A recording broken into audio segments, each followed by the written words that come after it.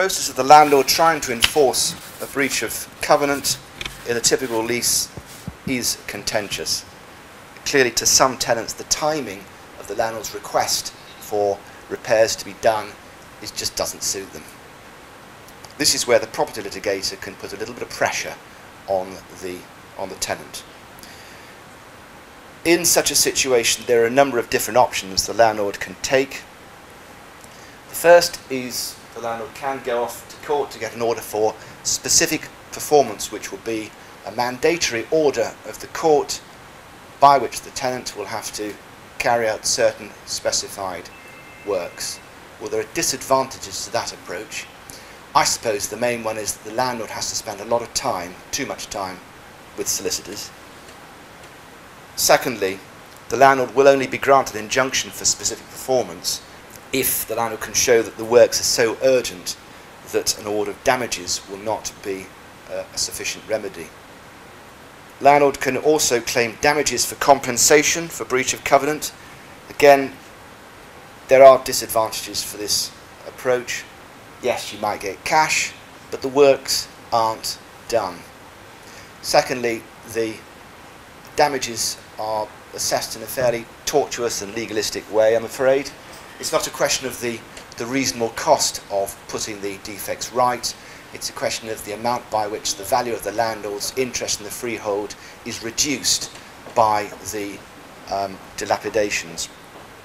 And where, for example, there's a long lease and the tenant's a good boy, he pays his rent and there's a lot of years to go, then often, even if there's dilapidations, the diminution in value of the landlord's interest just won't be significant, and there may just be negligible damages in that situation.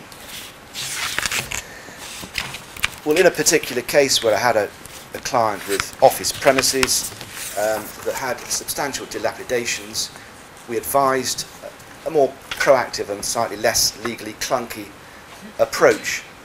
We checked the lease, and in a well-drafted lease there is a clause that allows a landlord to ask the tenant to carry out repairs in a certain time period, and if the tenant doesn't do that, the landlord can go into the premises, put the defects right themselves, and then give the tenant a bill for the cost of the works. Now, this time there's no legalistic, tortuous assessment of damages by way of diminution of the value of the freehold.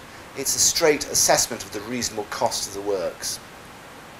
This is what we did in this situation. We got a surveyor to draw up a big list of defects, served it on the tenant, gave the tenant a reasonable period of time in which to put the defects right. Surprise, surprise, a tenant who previously had blanked the landlord went off, got their own surveyor. The conversations between surveyors and the works were done by the tenant at the tenant expense.